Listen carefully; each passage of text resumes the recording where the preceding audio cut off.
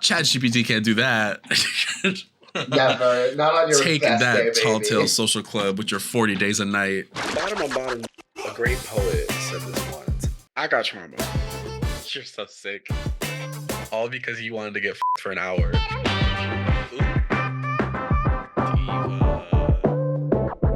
We call that the gay audacity. Welcome to Poison Touch, where two master tacticians give you the best and worst advice to deal with all of life's predicaments.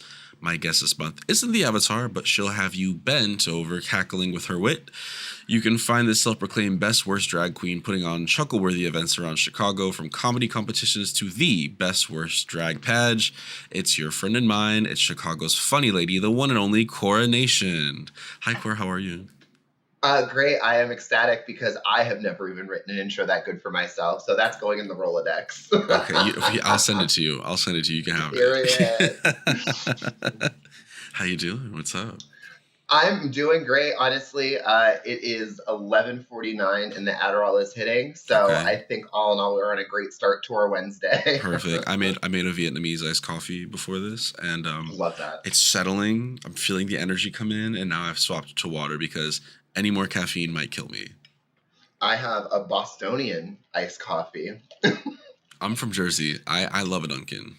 Okay, period. Okay. Yeah. My people and your people, we see each other, you know. Are you from Boston originally? No, I'm from Iowa, but nobody believes me when I say that. Okay. Fair. We got a couple order of business things to clear off for the pod. First off, July is busy boots, as every month is. But this one is specifically busier because, and I'm sure some of you might know, some of you, there's been whisperings about it. This will be my last month. August will be my last month in Chicago for a minute. I know, y'all. I know. Live on the air, had to tell y'all. So my boyfriend got a new job in Milwaukee. He just moved up there. I will be joining him at some point. And I will be, trying to find myself a big boy job in Milwaukee. So if you know anybody who needs someone to run their social media, needs a video editor, needs a video producer, needs someone to edit a podcast, needs someone to do anything on the realm of media, or I think I would make a fantastic office manager. I could order toilet paper and stuff. I think I'm a good personality hire. So basically, if you know anyone in the Milwaukee area who's looking for something like that, hit me up. I love that. Yeah, I did tell my boyfriend, I said, if I hate Milwaukee after 1 year, I'm coming back to Chicago and I'll hang out with you on weekends. Honestly, that's so fair because it's like Chicago there's no city like it, not to be that girl. Exactly. And I fully agree. Yeah, Milwaukee's great. Like, I've performed in Wisconsin. I could not see myself living there. You're so kind to give it a year. I'll that's give it a year. You can do. It's like he's gonna be closer to his sisters. He has a niece and nephew now, and like I obviously want to meet them, and I think they're adorable and stuff. And I would like to do all that kind of stuff. But yeah, I did tell him if after a year, if I hate it, I'm coming back to the city. I will take the train up, or I will drive up, and I will spend half of my time with you, and half of my time back in the city, shaking ass like I'm wont to do. Yeah. That's what we do. Yes. The final piece of house cleaning before we get into the nitty-gritty of it all is I am making a pretty big push to get more Patreon members. You can join for free as a way to keep track of every podcast episode and also see previews for bonus episode content.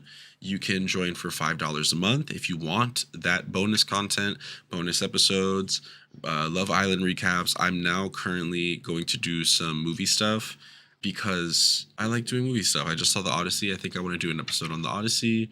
Yeah, bonus episodes, full video episodes for the podcast. All that stuff is on the Patreon. $5 a month, patreon.com/poisontouchpod. And with that done, housekeeping out of the way, let's get into it. Korra, I have a question for you that I ask all of my guests. And that is, what is a piece of advice that you cannot live without, or a piece of advice that has helped you immensely over the years? This I learned, I was told in my 20s, but never embraced in my 30s. And this is for people, and this is especially for drag entertainers as well in a city like Chicago, you do not have to take every fight or battle that is dropped at your doorstep. There is so much time and energy, and there's so much going on in this planet that to focus on and give validity and energy to everything that is brought to you will exhaust you and burn your star out quicker than anything else ever will. Oh my God, so true. Yeah, like I said, I was told it so many times in my 20s, and like I think the pandemic helped a lot. I hate that saying that too, because I think everybody says that, but like getting that separation away from everything and just kind of taking in the state of the insanity of the world, and like, oh, not all this shit really does matter, and like there are greater aspects in life than to having to defend or attack somebody all the time. 100%. And I think that's also like a side part of that is sometimes when people hear that, they're like, no, but we have to keep fighting. We have to keep, and it's like that's not what we're saying when that is like at hand. It's not that you shouldn't fight for like what you believe in or fight for what you think is right. It's that you shouldn't have to fight every single battle, every argument, every disagreement, every time, I at least speaking from like a bartender's perspective, period. At every customer or every interaction with a coworker, it's like, it's not about, not speaking up when it's time to speak up. It's about knowing when is that time to speak up and when is the time to just be like, it's not worth it. It's not, especially in a time of like keyboard warriors. Like you don't have to get in the comments of not everything is worthy of discourse. Like we can just let things blow over and talk and bring it up later. Yeah. Which my nasty plot for the final segment is a bit of keyboard warrior nonsense. I know. I did find myself prey to the rage bait, and I fell for it. And I feel it. I had a Mimi I'm first versus everyone moment. We all need at least one. We all need at least one. But we'll save that for the end of the episode because truly, but in this case, Mimi I'm first was in the right. Yeah, for the first time. Yeah, for the first time. For the Mimi I'm first time. Yeah, for the. I am so glad. Speaking of Chicago and Milwaukee, not that I don't know what the drag is like in Milwaukee, but I think that is something I am going to miss about Chicago. Is easy access to not just good drag, but so many different types of drag. I'm so lucky that we live in a city where there's good comedy.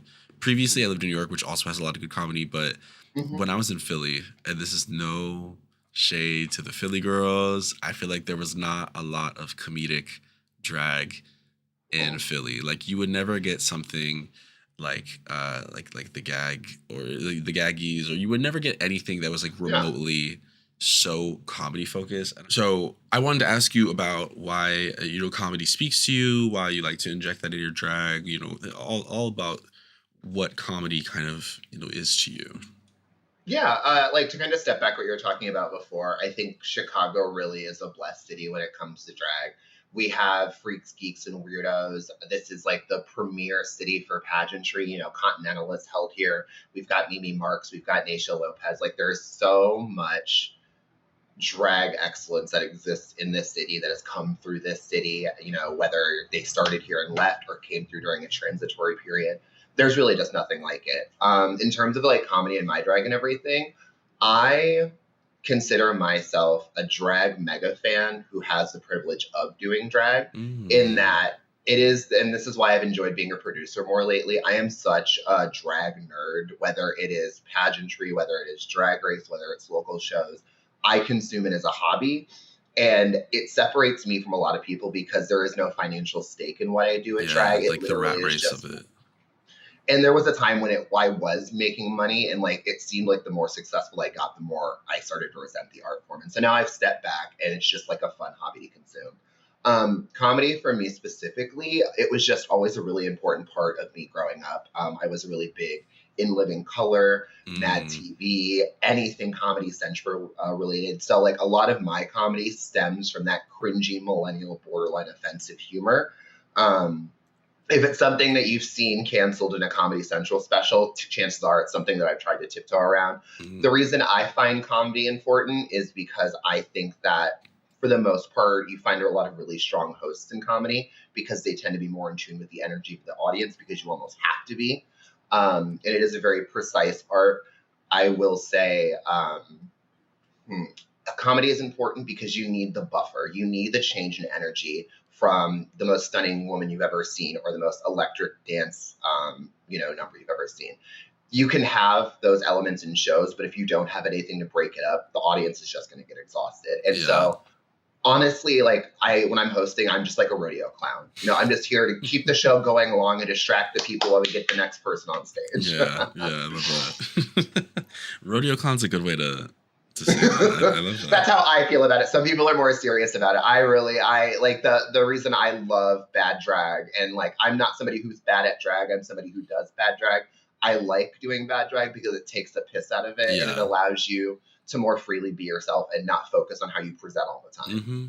I think rodeo clown is also coincidentally kind of like the perfect, kind of way that like when I host bingo at the bar, I think I similarly am a rodeo clown, except I'm just calling out numbers and making really stupid rhymes. Yeah. And, sometimes I'm picking apart people in the audience. Sometimes I'm picking apart the dancers. Sometimes I'm picking apart myself. You know what I mean? I don't need variety. It's variety. All about the spice of life. Variety. Yes. I think my favorite one is like, I don't know if you're too familiar with my bar, the Lucky Horseshoe, but yeah, I've actually been to your bingo a couple of times. Oh, yeah, you have been to my bingo. Yeah, well, because bingo's a different crowd, I will say. True. Yes, bingo's a different crowd.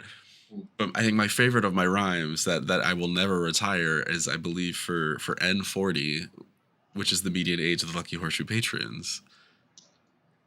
They all get a kick out of that one. It's the one place I feel like I have jester immunity when I'm hosting bingo.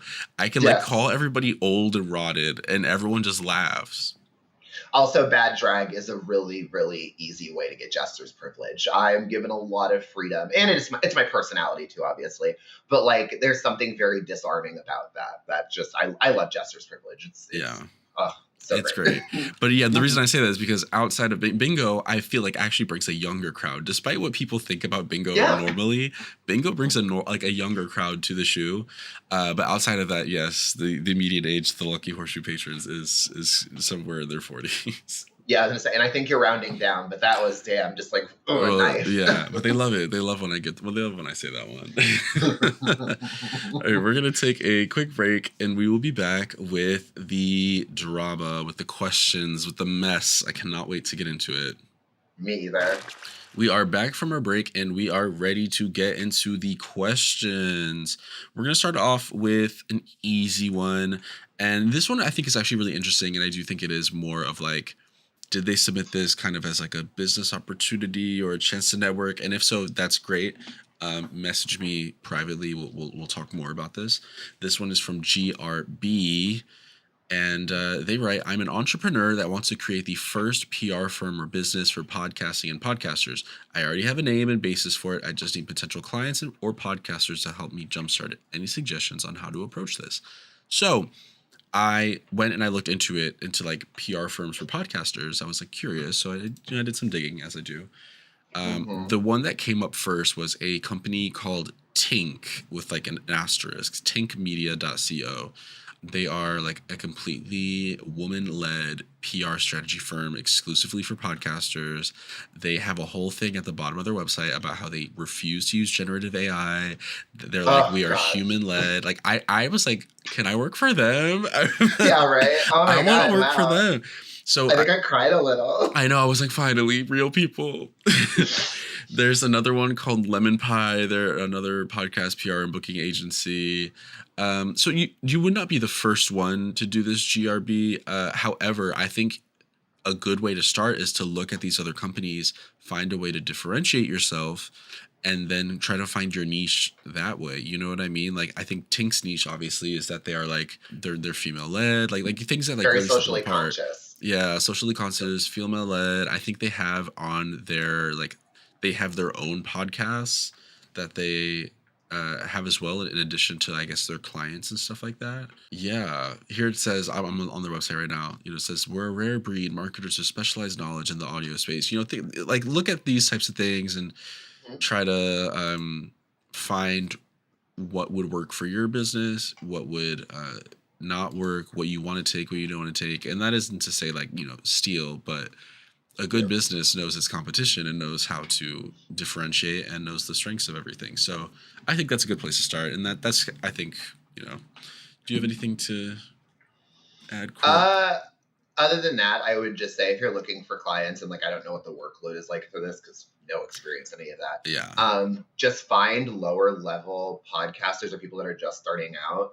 Work with them to kind of develop what's going to work for you, and then try to kind of scale for bigger, like Spore. Just for sure. keep going for bigger and bigger and bigger. Yeah. Don't go for your Moby Dick, right at the beginning. Yeah, you got to start with small fish, get the bigger fish. I'm a sufficiently small fish, so. There you go. Sufficiently small I'm a sufficiently small fish. I've heard that about you. Yeah, it's written on the stalls, actually, right? Yeah, with my number right under it. This is a GRB. You know what to do. Hit me up outside of this, and we'll chat because it does sound really interesting. Yeah. Yeah. The next one's also kind of short. It's from Lonely Top. It's just a confession, but I do think there's some meat in here, which is also written in the stall. Lonely Top writes, I think I'm in an era of not wanting to hook up because of past experiences, whether it's not having a good connection or chemistry with the person or simply being ghosted. Have you ever gone through something like this before? I know personally, if I'm not in an era of wanting to hook up, I simply just don't hook up. And I think that's pretty simple. I think, people have their seasons. If you feel like being celibate for a little bit, be celibate for a little bit, No, I agree with that. I've done some numbers in the city since I moved here, and which is funny because of the 10 years I've been here, I've been dating 6 of it. So wow. That was a couple of crazy market days back to back. What I will say is if I remember anything about hookup culture, I'm sure they're just as flaky now as they were then. I'm not currently hooking up with people just because like I said, I'm just not in the era for myself. So like you said, I don't do it. What I will say to that effect, what I have found, and this is obviously like social boundaries, what's comfortable for you. I think play parties are a really nice way to do that because it's an unserious or not an unserious way. It's a no pressure or low pressure environment to kind of feel people out. I love cruising. Like I think cruising is a lost art form in general. And it's also like kind of a way to build a little community. It's what you get what you put in. Yeah. LOL. Yeah, and I mean it's great because it's like if you're nervous and you just want to watch the first time, you just go and you watch, or you could even like bring a friend. We'll meet up in an hour. Make the rounds, do your thing. Me and my boyfriend have done that. I'm like, okay, babe, hey, you go this way, I go that way. We'll bisect somewhere in the middle. Somewhere, yeah. We'll reconvene eventually. Right. Yeah, I think people sometimes get stuck in like the kind of what's the word? The kind of like notion that they have to be constantly hooking up, especially like in the community, like they see how much sex apparently everyone is having, and it's like they feel like I have to be hooking up, I have to be seeing someone, I have to be doing this, that. And it's like if you don't feel like doing that, if you feel like you're not wanting to hook up because you're like tired of people ghosting, you're tired of past experiences, you're tired of like not having connection or whatever, it's okay to just like not hook up, take a break, put it on pause. Contrary to belief, you do not lose it if you don't use it. It's still there. It'll be there. And then when you re-download the app, everyone will be like, oh my god, hot new meat. Boom. Oh yeah, every time. There's nothing more validating than taking a 2 to 3 month break from the apps and logging in like you're Belle walking through the fucking marketplace. Yeah, exactly. Okay. I need 6 eggs. Yeah.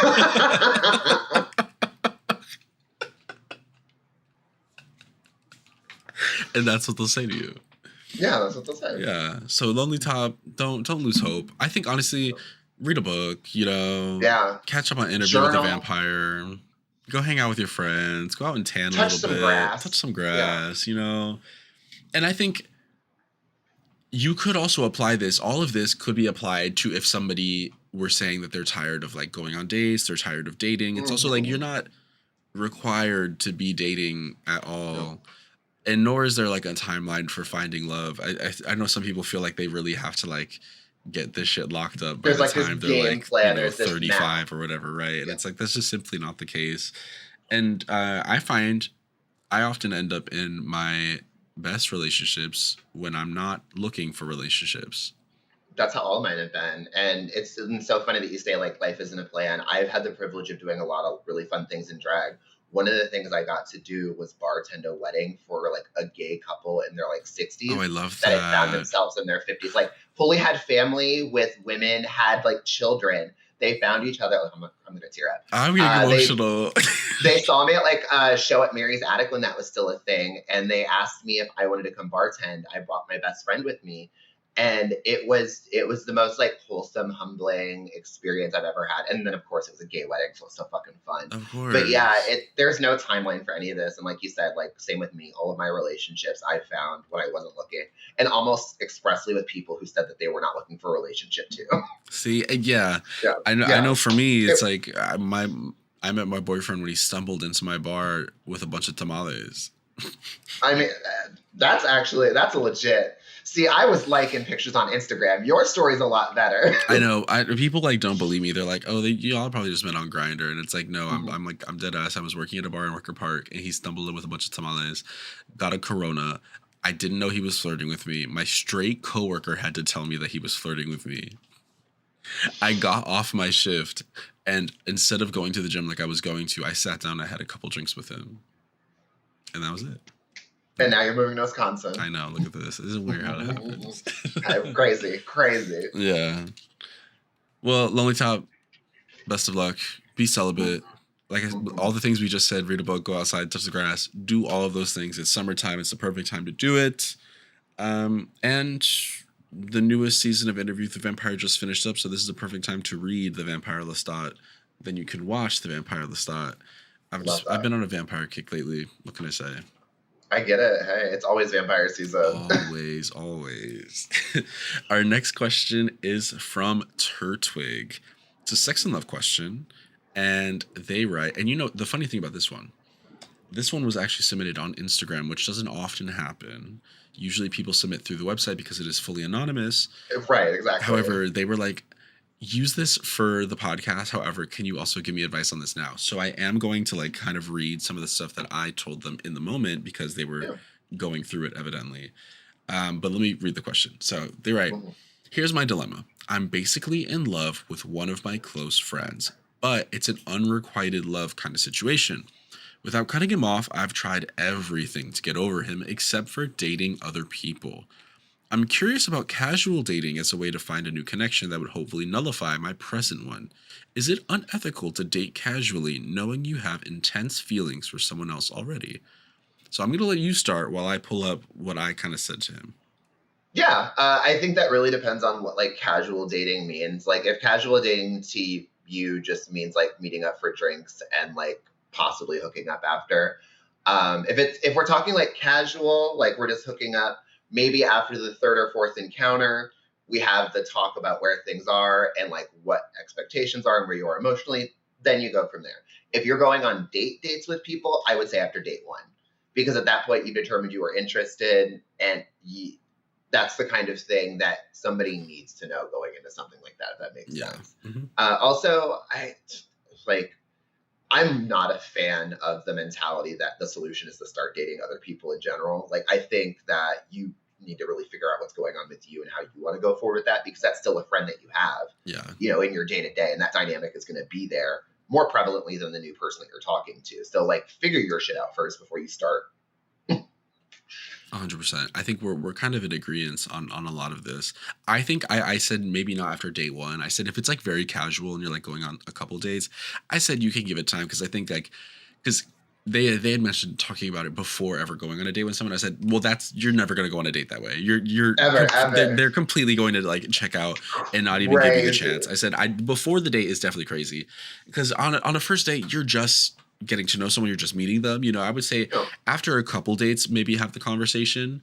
Here's what I wrote verbatim I wrote a lot, so I'm not going to read all of it, but I said, I think you're fine, especially if it's just casually dating. The longer and more you work through your feelings with your friend, I think the easier it'll be to like work through that and get to the kind of platonic love that you have for your friend, and kind of parse out what the crush is, what the romantic love is. Because especially if it's unrequited, it's like, evidently it's not serving you to keep being obsessed with this person, whether it's romantically or not, or if it is just like a very intense crush. It's not serving you if it is unrequited and they're not showing any signs of being interested back. So I said, within reason, I do believe that getting under a couple other people might make it easier for you to get over it. Just not in a malicious way of like going out hooking up with a bunch of people or like dating someone knowing for the sole reason of like, I'm dating you only to get over this person. That's not right.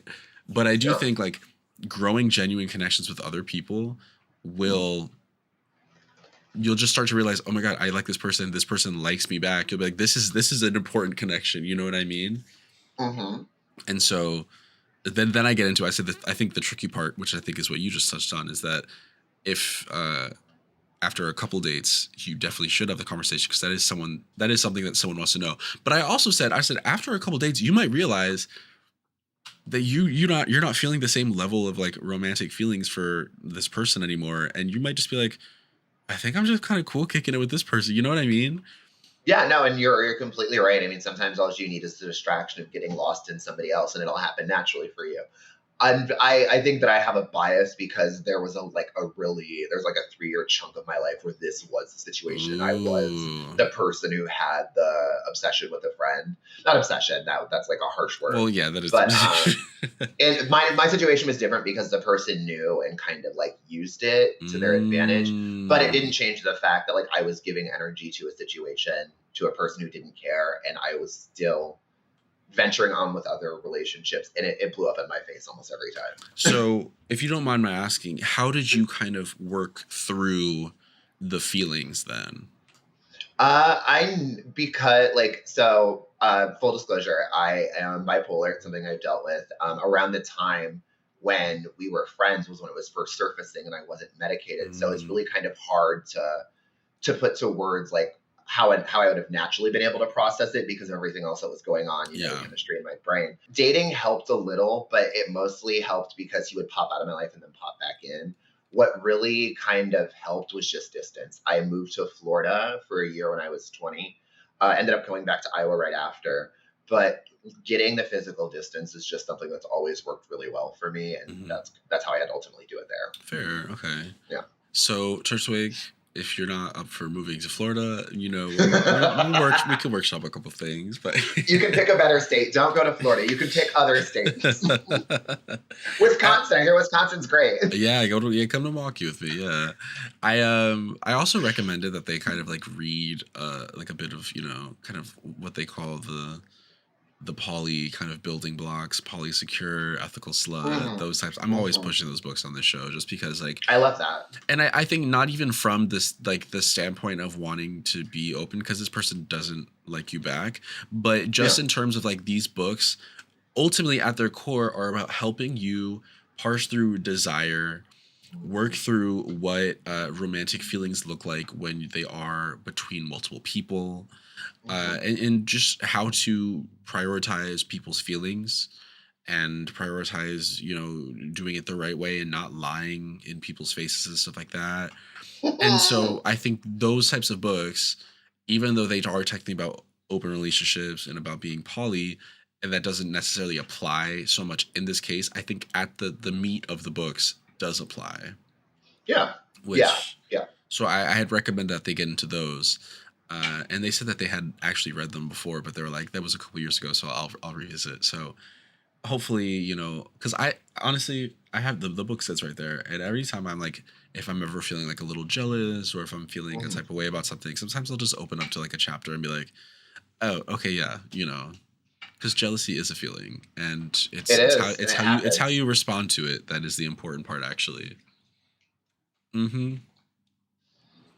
So that's what I told Turtwig, and I think we're kind of on the same page with this.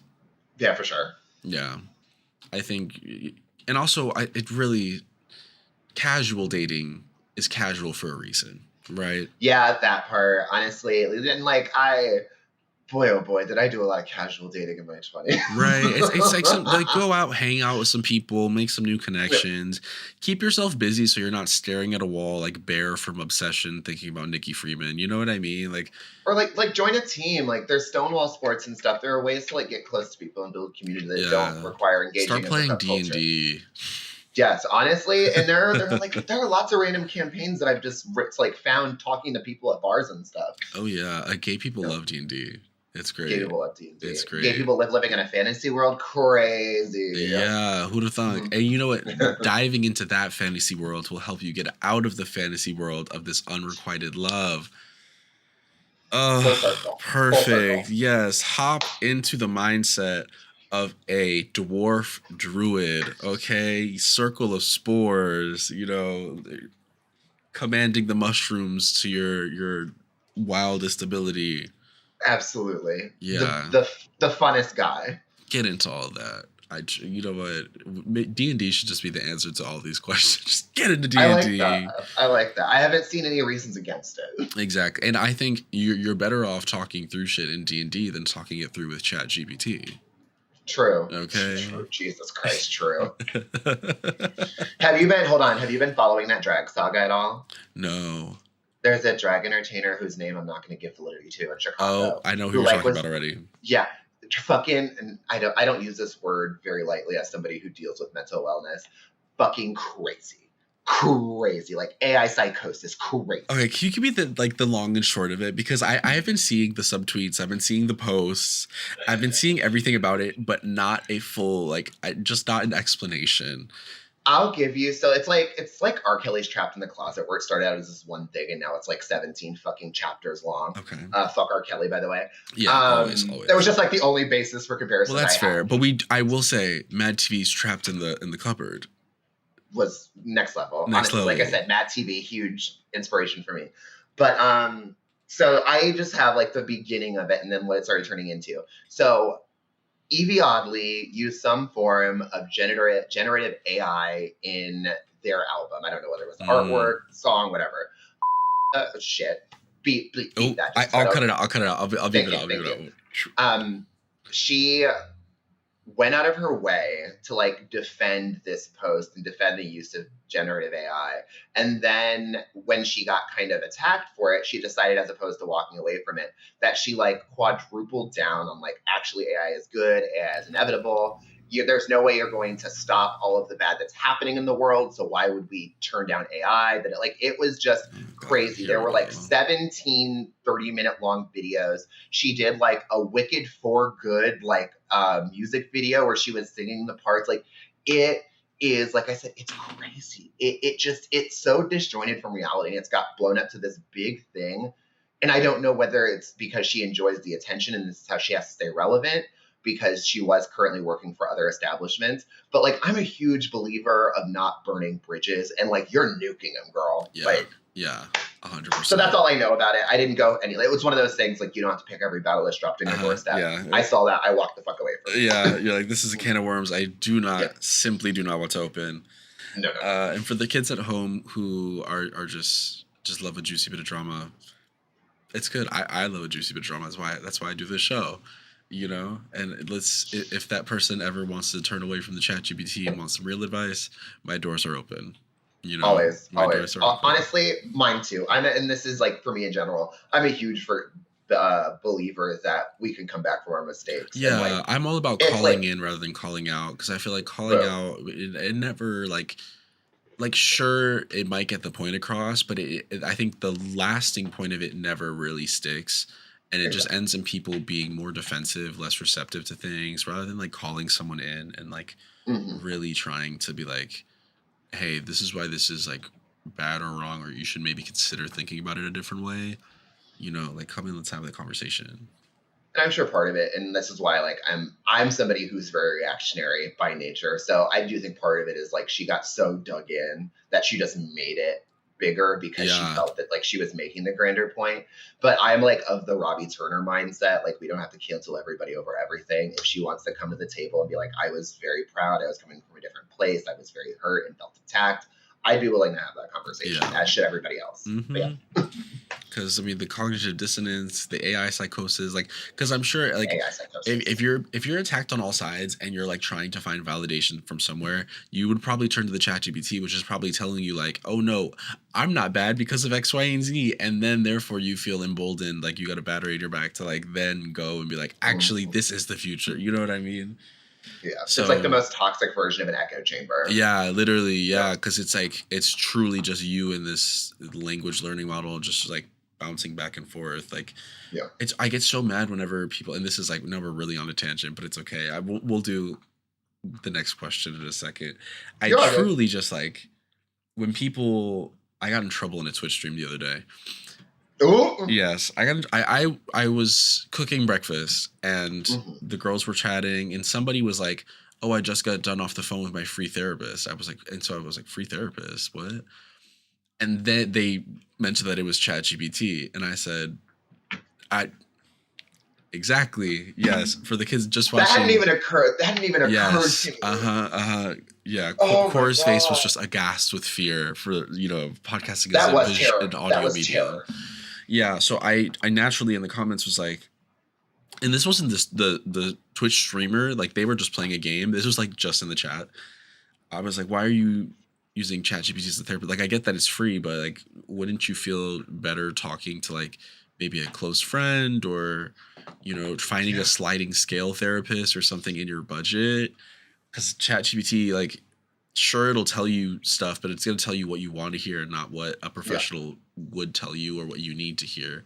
And then they were basically like, well, a friend's not going to do that either. And I'll be damned if I tell a friend about my problems with my relationships and blah, blah, blah, blah. And then like everyone started dogpiling me at the insinuation that this person should not use ChatGPT as a therapist. First of all, I would have drag queen redacted, tripled down on it, and been like, no, I said what I said. Yeah, and that's what I did. I was like, I still don't agree. I still don't think, because they were like, no, and it uses peer-reviewed blah, blah, blah. I was like, no, it doesn't. It pulls bullshit from the thin air, and like it might cite stuff that is in an article or say stuff that sounds like it's in an article, but you don't know that it's actually there citing correct sources or even using them in the right context. You know what I mean? Like the Google AI the other day, I was trying to look up some bullshit and forgot to put the minus AI at the top. And oh my God, learning that changed my life. Yeah, it truly is the only way to Google stuff now. I forgot to put it at the top the other day, and it was trying to tell me that something was like 70 meters when the context was completely fucked up. It like had pulled something from one article and was attributing it to I was looking up hot air balloons while I was in Mexico. And it was it was a whole thing. Point is, it's besides the point. I was in Mexico. We were in a hot air balloon. I was AI sucks. Yeah, AI sucks. But yeah, I got in trouble in a Twitch stream for it. Blah blah blah blah. Okay, we're gonna get to our last question. This one is from Gabe Nixon. It's a sex and love question, and they write, "My favorite fuck buddy has the annoying habit of playing Glee covers when we're hooking up. I'm normally not too picky when it comes to someone's sex playlist, but it's a lot. I don't need Leah Michelle belting Run Joey Run while I'm trying to climax. How do you bring up not liking someone's sex playlist when you want to continue tapping that ass?" This is like my own personal hell. This would be my personal hell. Yeah. Is this my camera? Is this my truly. Is this my camera?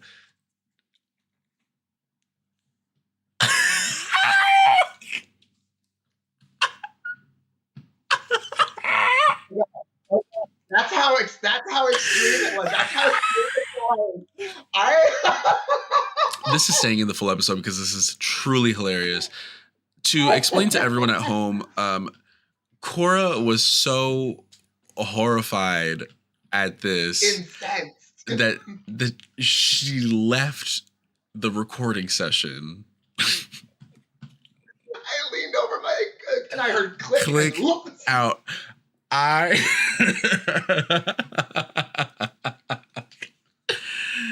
That is killing me. Yeah, you have to say something. You truly have to say something. It's gonna be a no for me. I First of all, I have ADHD, and so like if South Park is playing in the background, I have to like stop myself from laughing. So to have the soundtrack to the show that like I openly despise playing in the background, first of all, I probably wouldn't be hooking up with that person if that was my preference. But like the art of the sexual playlist is so under fucking rated. Glee. Yeah, I like. I could understand if we were playing a little Kalela, maybe some Kalani, you know, something kind of sultry, you know, maybe some like some of the softer Kali Uchi songs, stuff like that. You know what I mean? But to like. Yeah, like some Forensic Files playing in the background. To go straight for the Glee covers, and not only to go for it once, if it comes up, like if it was on shuffle and it came up, I'd be like, okay, you know what, we'll giggle about it, whatever. For this to be a habit of putting on Glee covers, my God. That gets them in the mood. Like that takes them there. Yeah, I think this is worth a conversation. I just... That's a red flag. Like, that's a red flag. I'm so sorry. Do they need music on to like, you know, drown out noise? Maybe they have a roommate, or is it like something that they're just putting this on because they truly need this to get off? Boy, oh boy. This is what I wonder. And this is what you need to get down to, Gabe Nixon. You need to get to the bottom of this. This is terrifying. Please say something. Please this say might something. be like...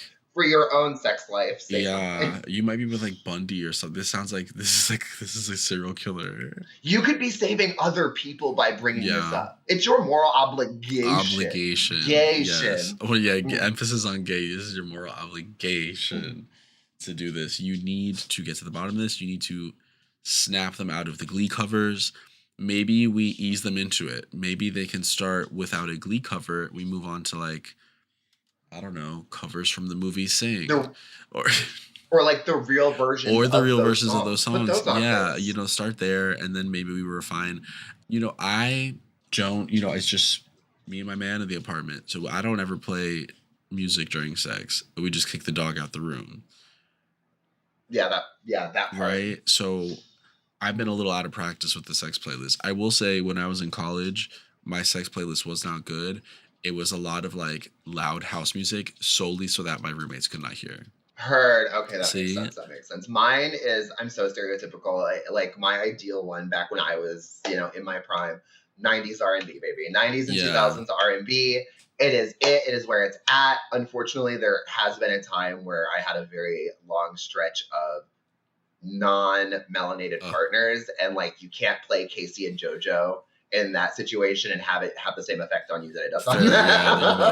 What is this? There are different frames of reference there. Yeah, for sure. I definitely, after I moved out of the dorms where I had that crazy house music sex playlist, I definitely leaned into the 90s R&B of it all after the fact in my second college apartment. But for that first one, it really was like I was fighting for my life. Fighting for my life. There were 3 roommates in that one dorm suite. I needed that bitch loud. I needed it, you know, I needed to cut it out. And it worked. You needed that bangarang to cover up the banging. Exactly. Precisely. Gabe, I think this might be the most important question we've answered today. You know what I mean? Like, I think you truly have the most work ahead of you. You need to figure out how to end this. This person is a danger to themselves and others. This is your one ring. Like this is your quest. Yeah, this is your throw them in the mount. It's the only solution. I'm so sorry. You need to carry them up the mountain, throw them into the volcano. Truly, why is Leah Michelle belting while you're pounding cheeks? This isn't right. It's not right. This is making me irate. I can't. I truly can't. Well, you know how I felt about it. Yeah, you closed the chat. I gave up. Yeah, not today. Yeah, that's. Oh my God. I can't. We have to move on. And with that, we are going to take a break. And when we get back, we'll be back with our final segment of the show, Nasty Plot, where we give advice to someone who didn't ask for it, but damn well needs it. We are back from our break. We are here with Nasty Plot. This is the final segment of the show. where we give advice as someone who didn't ask for it, but damn well needs it. First off, Korra, how you doing? Oh no, you can go, Okay, baby. well, Look that's fine fair. right I now. just I'm wasn't doing sure great. because I'm like, if I introduce you first with your drag name, do I want to keep the drag name throughout the entire episode, or do I want to swap to your real? You know what I mean? Yeah, How are you holding up? This has been such a fucking blast and a I've been half, having a lot of baby. fun. Like, I've been having a lot of fun. yes. I'm glad to hear. I'm going to let you start. What is your Yes, nasty okay. plot for the month? My nasty plot for the month is just like, it is not one person. This is my love song to the community writ large. If you have or are producing a drag competition and over 50% of your prize package is bookings, that is not a prize package. Those are job opportunities. If you are not giving a person that thing that lets them know they won the competition, all you were doing is letting them work more. And that is really weird to me. So I just think that producers really need to step back, and if they can't put together a cogent prize package that doesn't include giving them whatever preordained booking fee exists at their club to stack their rosters, Yeah. Like a photo shoot, a thing, you know, it's got a photo shoot, wigs, custom jewelry, mixes. Like Chicago has so many resources and so many people willing to help out, almost to their detriment. I think that like I have a hard time sourcing for the projects that I do because I feel all of my friends are putting their time and effort out there. But it's just like a series of like I remember when like with pageants, you would get half the money then and half for your step down. That makes sense to me because you're being honored, you're expected to be there. But for you to be like, okay, well now you have these bookings and we're just going to plug you into the calendar when we see fit. Most of the time they don't even get to choose their date. Like, I'm so sorry. You're asking somebody to hold up their social calendar and their bookings after they already did the work and won the fucking competition. No. Now, would this be extended to the ones where it's like, if you win, you then become like a judge or like a host or a co-host for the season after? I love that. I think those are kind of fun. No, that's what they should be doing, because what that is to me is that's upward mobility. And that's a residency. You are giving somebody a consistent, constant, and attending audience that they're already familiar with to kind of grow that as an art form, because hosting is an art form. Also, another thing, we're not going to go on that tangent. Not all of you need to host. This is the time. This is the time for that tangent. Let's have that conversation. Yeah. I am so over people who just feel the need to be a part of every single segment of the show and won't step back and allow somebody the opportunity. You can be an effective part of a show. You can be noteworthy and recognized in the city without having to be front and center all the time. Most of my best work has been behind the scenes, and I host the shows that I do just because I'm still kind of working on figuring out how I want to step away from that. But also, I'm really fucking good at it. Like, and it is an art form, and you can tell the people who are given an opportunity to host and people who can host. The only thing that sucks is you can't walk up to gigs as a starting drag queen and be like, hey, I want to host this gig. You have to perform and then work your way up there. So when somebody wins a competition, gets that hosting opportunity as a prize, that I think that's fucking phenomenal. Not to bring it back full circle. Yeah, because it really is. It is an art form. Being on a microphone is an art form. You know what I mean? And I think part of that, especially when you're on the mic in front of people in an audience, like kind of expectingly waiting for you to pull out the yucks, you have to be able to like roll with the punches. It begets a certain amount of improv, and if you don't know how to respond to that kind of improv, you're kind of in trouble, you know. It's dead air. And I think like that's, it makes me, I can watch a bad drag performance. In fact, I love a bad drag performance. It makes me so uncomfortable to watch. I have to walk to another bar, like in the building if it's happening. Yeah. Because it's one thing, you know, if a queen hits a dip and smacks her head on the floor, you know what I mean? Like, that's fun. If you hit a joke and it is dead silent afterwards, and you don't acknowledge it in a way that is funny afterwards, because sometimes, you know, you make a joke that fails and then you're like, oh, they don't all land, baby. They don't. It's not about them all landing. It's about the frequency at which you're sending them out, you know? Yes. Dead air is the worst thing you can have on a mic. anytime. We all have to sit with that wet fart in the room. We just all have to sit with it and let it linger. Did you have to let it linger? I was gonna do it if you didn't too. I was gonna do it if you did it. Damn. Game recognized. This is why we have you on the show. This right here. The references, baby. The references. Just wait until our bonus episode about RPGs, okay? Oh, I'm so excited for that one. I want to put together like a good we'll talk after this, but give me a list of RPGs to talk about. We'll cross-reference and we'll put together something very cute. That's your nasty plot? Signed, sealed, delivered? Oh, yeah.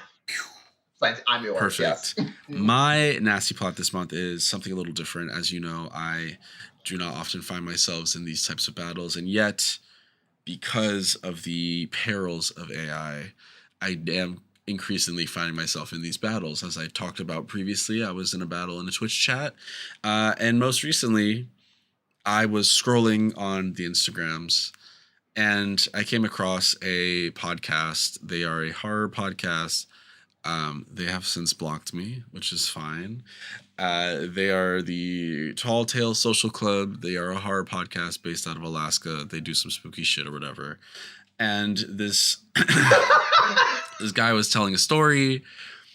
And at first I thought because I get a lot of podcast stuff. Obviously, I have a podcast account, so it comes across, and I love horror podcasts. I was just, speaking of which, go listen to my recent collab episode with the Scream Society podcast by my good friend Ralph Anthony. We talk about dreams, and we talk about I pull some tarot cards at the start of the episode. We talk about ghosts. We talk about how dreams aren't linear, and childhood me might have been trying to escape a night terror that current me was having. And it gets gaggy. We talk about Bigfoot. We had such a fun time. Go listen to that episode, y'all. I'm not playing. It is a fantastic piece of media. However, what isn't a fantastic piece of media is the Tall Tale Social Club's reel about a little boy waking up at night and finding a ghost, and it was completely animated with AI, and it looked like complete dog shit from a butt. And mind you, the story was decent. I got like maybe 20 seconds in and was interested, and then I saw the AI, because at first it started like this. It was a picture of it. It was video of him talking. And I would have been fine. Video of us talking, great. The podcast reels are like that. Maybe some interstitials cut over pictures of things, not generative AI, but this was a full animated, hideous looking video. And so I had just simply commented, I'm begging fellow podcasters to put the AI down. We're better than this. To which he replies, and I'm going to read this verbatim. My brother, I'm going to read it, because he's hetero. So I love the Hulk Hogan. Yeah. You went right into that's brother. The first thing he wrote, my brother. What are you going to do when the Alaska podcast comes for you, I'm a one-man production team with 20 years of graphic design experience, a young family, and a full-time job. I script, produce, and design this entire show from start to finish, free of charge, twice a month, out of my own pocket. If I'm expected to also learn video animation on top of what I already do, I will yeet myself off a bridge with a smile on my face. One might argue he should. Well, instead, close your eyes if the 30 seconds of AI video is triggering. Maybe don't attempt to play down the 95% human workflow because you see a moment to hop on a soapbox about AI. And then someone else said this. They just said, yikes. Someone else said it was disappointing. And I said, as a one-man production team with a lot of responsibilities myself, find ways to show off your stories without animation then. If I don't have time to work in After Effects, I simply don't. I just use photos, interstitials. A lot can be done with a little elbow grease, photos relating to your story, pictures of quotes from news articles, especially for horror things, etc. It feels like a cheap excuse to try to justify a cheap-looking ends. And I'm not calling you out, I'm calling you in. Your content will feel more personal without the bad AI videos. To which they said, you can call it whatever you'd like, bud, and you'd still be basing your entire opinion on a couple clips you saw on Instagram. Do what works for you, let others do what works for them instead of playing holier than thou. I am, thank you. For people that don't follow your exact playbook or artistic expression. Ooh, it's that exact mindset that makes most artists insufferable. I wrote, It's not artistic expression, though. It's a cheap patchwork menagerie, stealing from actual artists, lowering our cognitive abilities due to a reliance on it, and ultimately aiding in something that is destroying the ecosystem from all the data centers polluting and stealing up our water.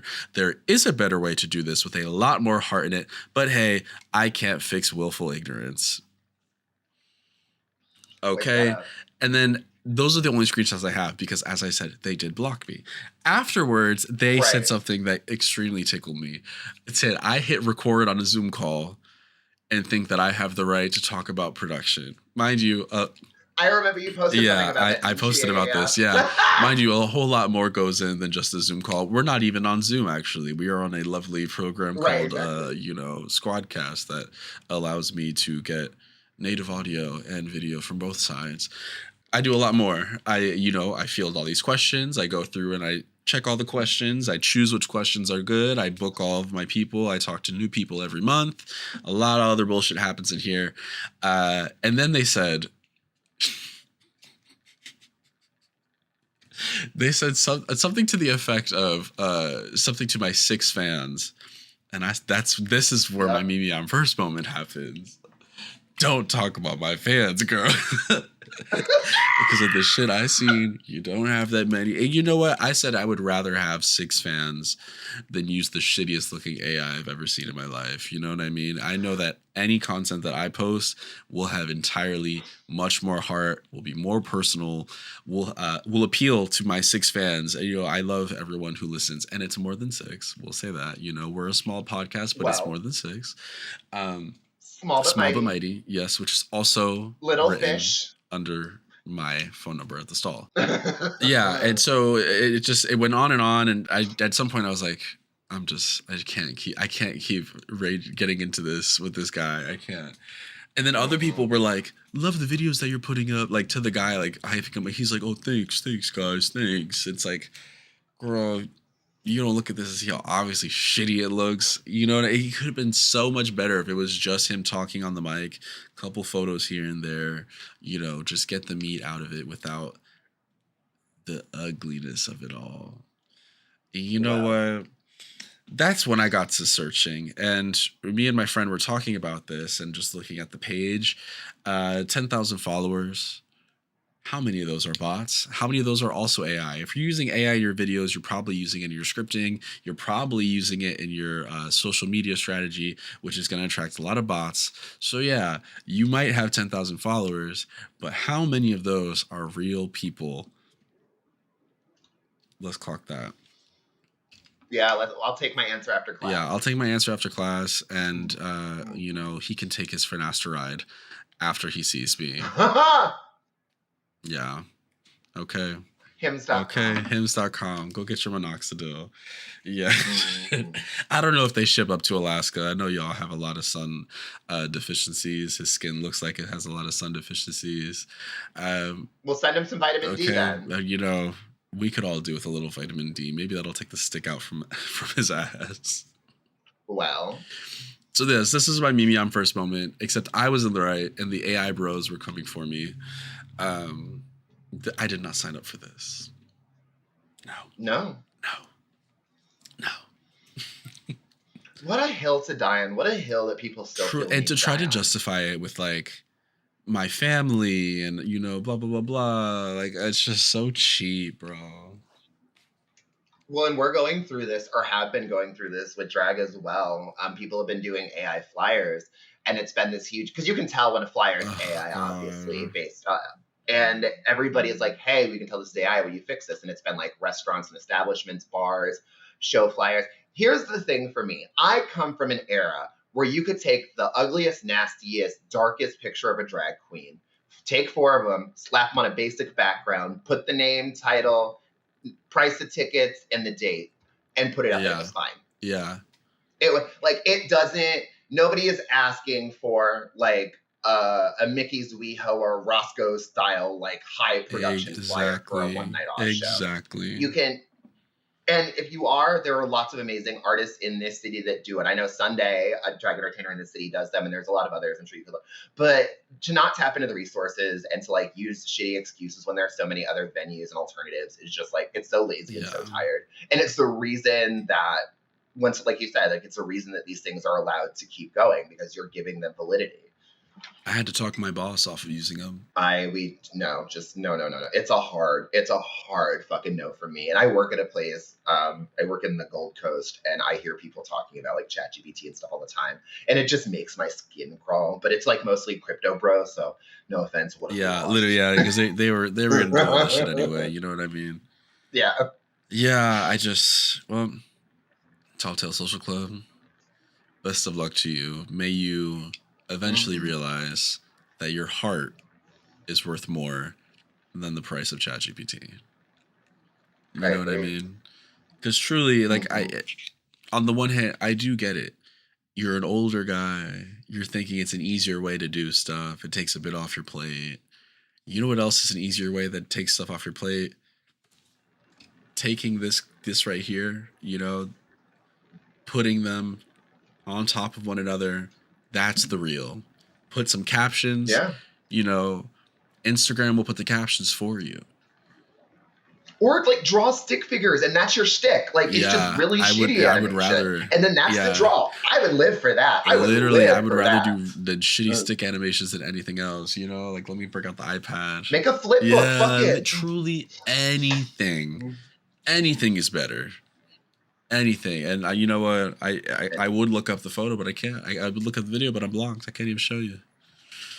Woohoo! What am I gonna do? The Telltale Social Club blocked me.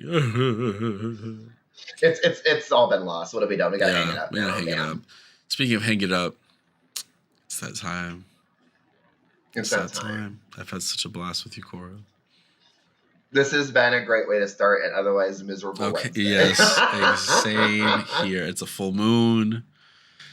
It's a full moon today, so I know it's gonna be some bullshit tonight. Guests are gonna it's be gonna weird. Be some bullshit. Yeah. Yep. Glad I know that now. Korra, before we leave, let the kids know what you got coming up, anything you want to promote, where they can follow you and keep up with you. You can follow me on Instagram at The Coronation. I'm on Blue Sky. I think it's the same. I never use Blue Sky. I only use Instagram. I only have one project coming up. I'm sure I can announce because they're announcing it soon. On September the 25th, I am participating in a pageant called Crowned, hosted by Meatball with an amazing panel of judges. It'll be myself along 10 other contestants, probably 8 because people drop. And it's an all charity pageant. So all of the money that we raise, all of the ticket sales go to a greater cause. This will be my first pageant and the first time I've been in a competitive role in probably about 5 or 6 years. So I'm very, very excited for it. That's exciting. Do we know what the charity is or no? Brave Space Alliance, Center on Halstead Youth and Family Services, and then they're going to be doing some other ones as well. But yeah, so Brave Space Alliance and Center on Halstead Youth. Yeah, that's perfect. Ones. That's so exciting, everyone. Go keep an eye out for that. Go to the page. You know, go the page. So I can pull the page. Pull the page right in front of Meatball, who will also probably be pulling her page. I am so excited. That's why I applied. I love Meatball. I've been Jake. You can follow me at CrowCunk for all my personal stuff. You can follow the podcast at Poison Touch Pod. You can join the Patreon, like I said up top, $5 a month, patreon.com/Poison Touch Pod for full bonus episodes, full video episodes, lots of extra content. I've been really trying to, pump it out over there. I just finished up the Love Island recaps for a bit of hetero monoculture. I got to find what's the next big thing that straight people are talking about. When I find that out, I will cover it. Is it the Odyssey? It might be. But I think the Odyssey should have been gayer? Yes. I'm probably going to talk about it in my bonus episode. We did not see any Cyclops hog. There was no dick on the Cyclops. And that... Well, what's the point then? What are we doing? What's the point? Show me the Cyclops hog. I want to see that one-eyed monster. I want the one-eyed on monster. The one-eyed monster. On that one-eyed monster. Yes! This is why we're here. This is what we signed up for. This is why. See, ChatGPT can't do that. Never. Not on your Taking best that day, Telltale Social Club with your 40 days a night. Boom. And that's why Alaska has a high suicide rate, not because of the darkness, because of the Tall Tales Social Club. I mean, I haven't heard any evidence to the contrary. Exactly. As always, you can submit your questions over at poisontouch.com. Everything is 100% anonymous. However, if you're feeling spicy and you want to submit via my Instagram as well, you could do that.